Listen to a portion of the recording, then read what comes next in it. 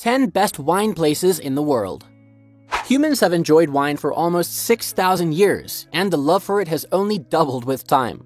More nations are manufacturing wine in the 21st century than ever before, thanks to the utilization of agrotechnology and the expansion of global trade. While February is suitable for post-holiday cleaning, it's also a great way to look ahead and start arranging those getaways that will keep you motivated during the winter months.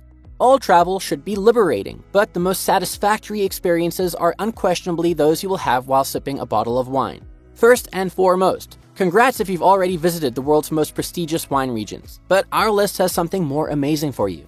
In our video's virtual tour, we'll take a look at the top 10 best wine places or destinations in the world. But before we get started, make sure you smash the subscribe button so that you don't miss out on any of our future videos.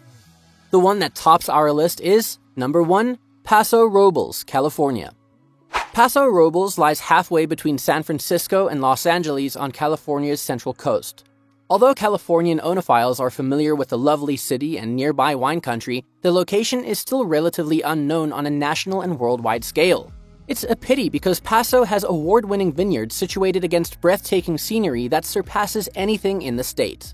The city's historic center is home to a diverse selection of restaurants dedicated to offering locally produced organic fruit and meats. Boutique hotels, luxury villas, wine retreats, and national chains are among the places where you may spend your hard-earned points. Well over 200 wineries call the 40,000-acre Ava home, with mainstays like Castro Cellars, Tablas Creek Vineyard, and Herbal Winery championing the development of over 60 grape types. Some say that such diversity and the lack of concentration on a trademark variety might stifle a region's growth. Variety is the symbol of happiness, we feel. Tin City, an industrial base where winemakers, cider makers, brewers, and creameries labor side by side to sell their artisanal cuisine, epitomizes Paso's communal spirit. Number 2. Val de Guadalupe, Mexico. Napa Valley is nearer to Los Angeles than Val de Guadalupe in Mexico, so America's West Coast wine hotspots have indeed overlooked the valley for decades. Still, Mexico's best wine area is suddenly attracting international notice for the world-class glasses generated by its 100-plus wineries. For example, Vina Cava, Decantos, Montezanic, and Lacuza Vineyard focus on a variety of grapes suited to the mild climes of southern Europe rather than one or two distinctive varietals. Consider Syrah, Vermentino, Nebbiolo, Sangiovese, Tempranillo, Viognier, and a slew of more varieties.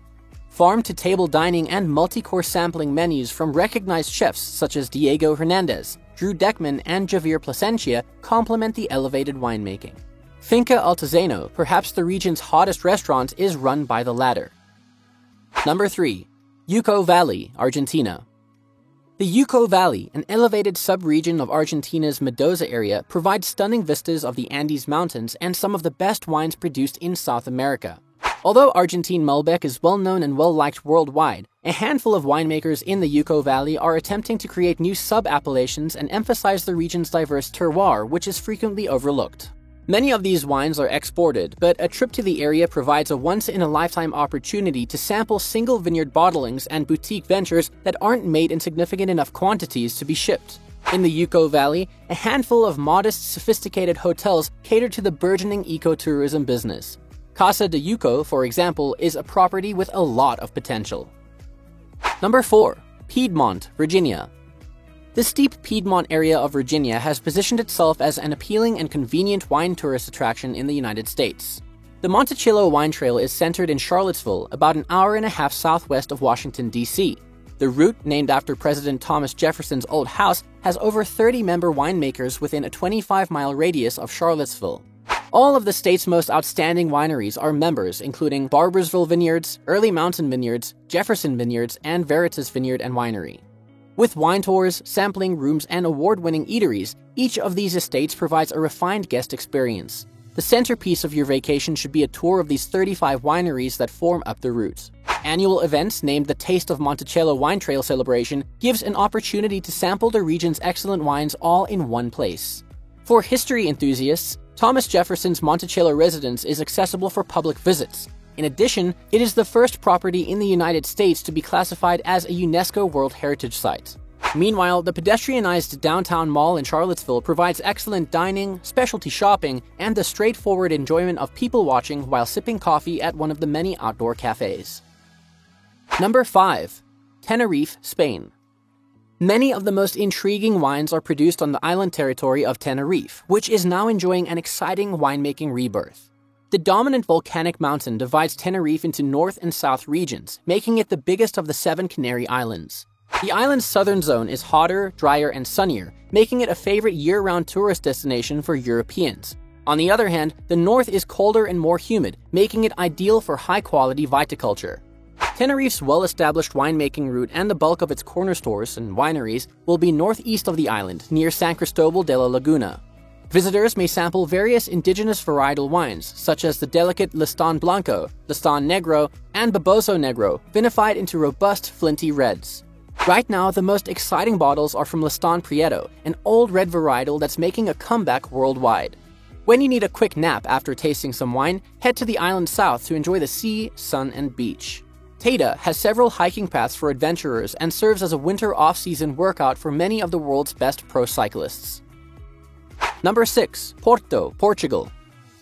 The Fladgate Partnership's Paradise of Wine is a massive tourism project in Porto that will include 5 museums, 9 pubs and restaurants, a wine academy, and several exhibition spaces, all housed in Fladgate's historic port warehouses.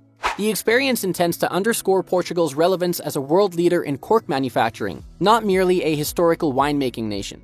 A second wine museum will concentrate on the history of drinking containers, with numbers of cups and cauldrons dating back thousands of years on exhibit.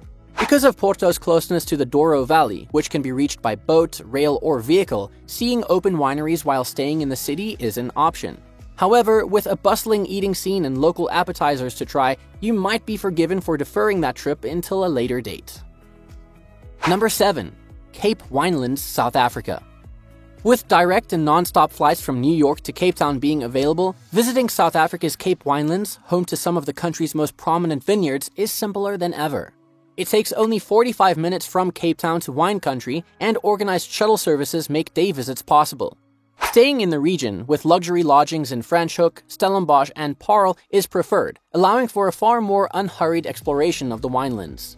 Bottle upon a bottle of Pinotage, South Africa's smoldering, earthy characteristic red grape, as well as an ever-improving selection of Chenin Blancs may be expected. However, for those who enjoy sparkling wine, Method Cap Classique wines provide reasonably priced traditional method bubbles crafted from champagne grapes.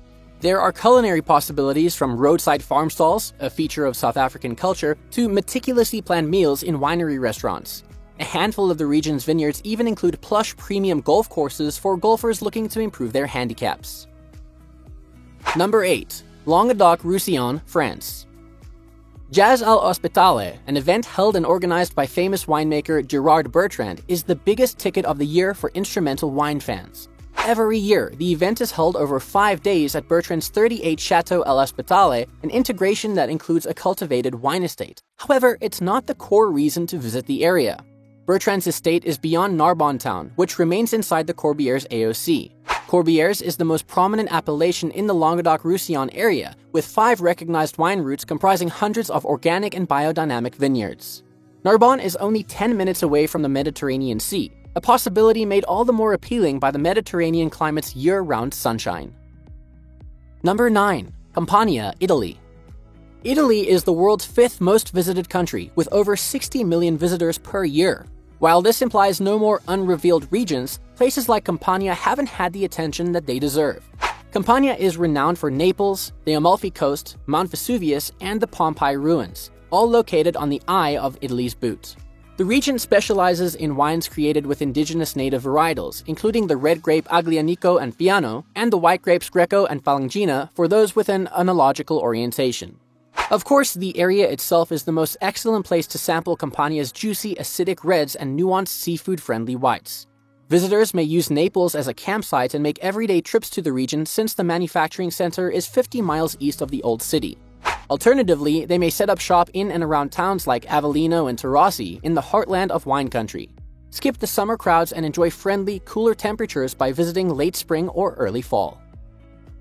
Number 10. Vienna, Austria. Austria's capital is a center of art, music, and coffee culture with gorgeous Baroque buildings. Vienna seems to be the only global capital that produces large quantities of wine, a less but equally attractive incentive to visit. We're talking about almost 1,700 acres of vineyard inside the city borders, with 85% of them dedicated to white types like Sauvignon Blanc, Riesling, and Gruner Veltliner.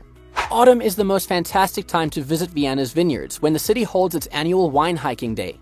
Visitors may stroll through the city's vineyards while savoring great food and wine pairings on 3 itineraries totaling 15 kilometers. In addition, there are other palaces along the path and expansive vistas of the city that provide a beautiful backdrop.